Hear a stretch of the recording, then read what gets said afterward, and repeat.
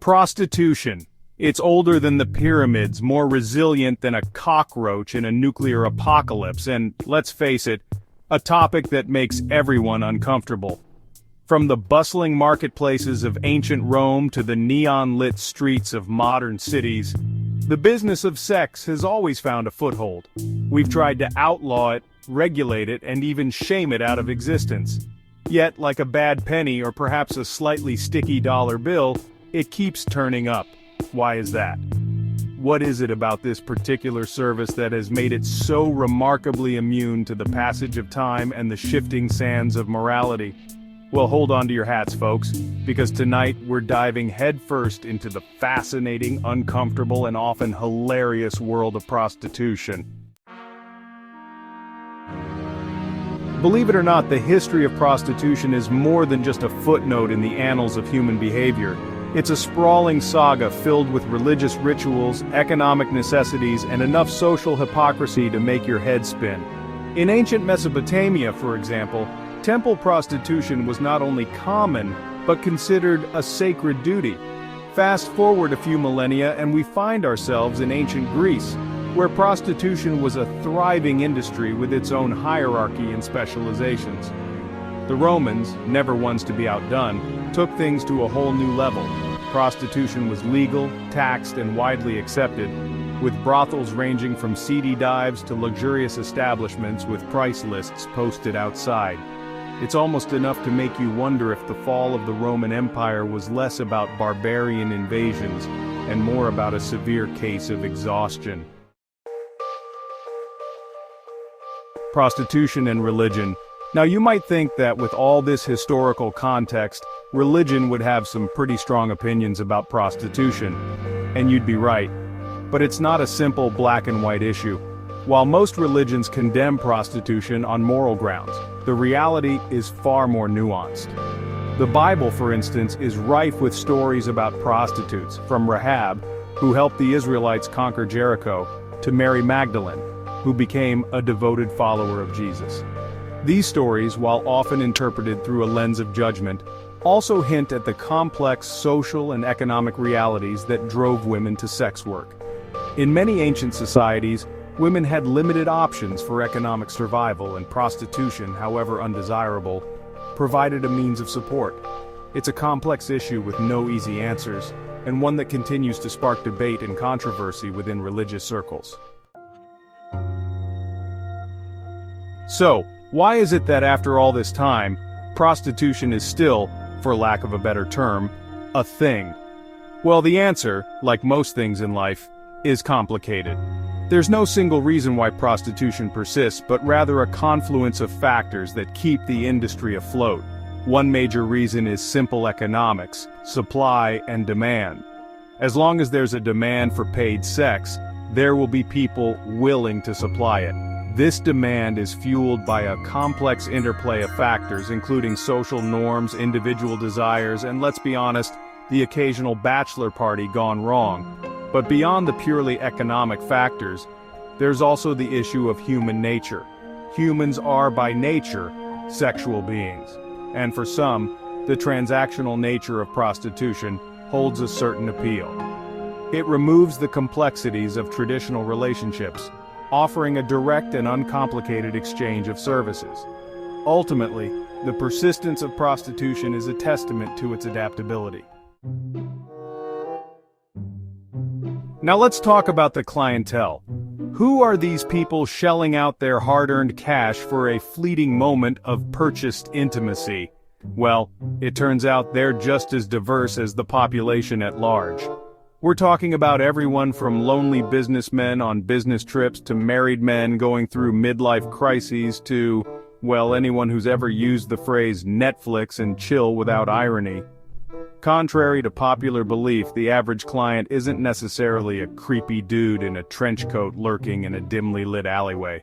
While that stereotype certainly exists, it's important to remember that it's just that, a stereotype. The reality is far more nuanced, and the motivations for engaging in commercial sex are as varied as the individuals involved. Some clients are driven by loneliness, others by a desire for sexual experiences they can't or won't seek elsewhere. The point is, there's no single profile of a typical client. But let's not kid ourselves, folks. While we can analyze the economic and social factors all day long, there's a dark underbelly to this industry that we can't ignore. Prostitution, for all its seeming normalcy in certain contexts, is often fraught with danger, exploitation, and abuse.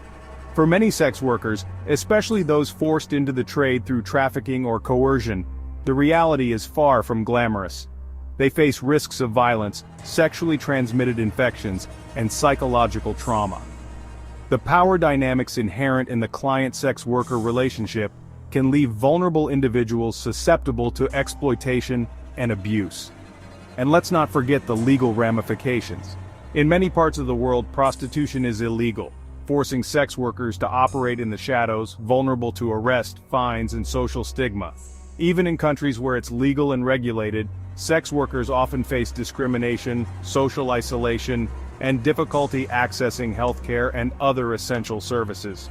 Ignoring these realities does a disservice to the countless individuals who are exploited and abused within the shadows of the sex trade. Now, let's fast forward to the 21st century, where the world's oldest profession has gone digital.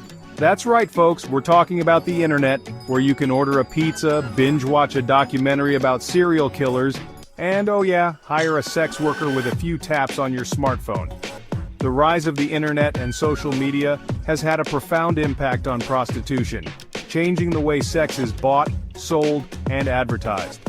Websites like Craigslist and Backpage, RIP We Hardly Knew Ye, became digital red light districts, offering a vast marketplace for sex work. And with the advent of dating apps, the lines between online dating and soliciting prostitution became increasingly blurred. Suddenly, it's not just about seedy motels and street corners anymore. It's about anonymous hookups arranged through discreet messaging apps and carefully curated online profiles. This digital revolution has in many ways made prostitution safer and more accessible for both clients and sex workers. However, it's also created new challenges, including online harassment, data privacy concerns, and the proliferation of child sexual abuse material. So, how do we tackle this age-old problem in the 21st century? Well, if there were easy answers, this wouldn't be such a persistent issue, would it? There's no one-size-fits-all solution, but there are approaches that have shown some promise. One approach is decriminalization, which involves removing criminal penalties for sex work. The idea is that by treating sex work like any other form of labor, we can regulate the industry, improve working conditions for sex workers, and reduce the harms associated with operating in the shadows. It also allows law enforcement to focus on tackling trafficking and exploitation, rather than arresting and prosecuting consenting adults. Another approach is the Nordic model, which decriminalizes the selling of sex but criminalizes the buying of it. The goal is to reduce demand for prostitution by targeting the clients, while also providing support and resources for sex workers who want to leave the industry. It's easy to get caught up in the moral debate surrounding prostitution, but we can't ignore the elephant in the room, or perhaps the slightly awkward gentleman in the corner booth. Socioeconomic factors play a huge role in this industry. For many people, particularly women trapped in poverty or facing limited opportunities, sex work can seem like the only viable option for survival. They may lack education, job skills, or access to resources that would allow them to support themselves or their families through other means. In such situations, moral arguments against prostitution often ring hollow. It's all well and good to condemn the act, but what alternatives are being offered to those who have no other choice? This is not to say that everyone involved in prostitution is forced into it by circumstance. Addressing these systemic issues is not only a matter of social justice, but also a crucial step in reducing the prevalence of prostitution. So what does the future hold for the oldest profession? Well, if history is any indication, it's probably safe to say that prostitution isn't going anywhere anytime soon. However, the way we view and regulate sex work is evolving. As societies become more open about sexuality and recognize the agency of sex workers, there's a growing movement towards decriminalization and regulation. This shift is driven by a recognition that criminalizing sex work often does more harm than good, pushing it underground and making it more dangerous for everyone involved. By decriminalizing and regulating prostitution, proponents argue, we can create a safer environment for sex workers, reduce exploitation, and improve access to healthcare and other essential services. Of course, this shift in perspective is not without its opponents. The debate is likely to continue for years to come, as societies grapple with the complex ethical, social, and economic implications of sex work. Well folks, there you have it, a whirlwind tour of the world's oldest profession, from its ancient roots to its digital present. We've explored its history, its impact, and the complex factors that keep it alive. So, can we outsmart the oldest profession? The short answer is, probably not. Prostitution is like a stubborn stain on the fabric of society.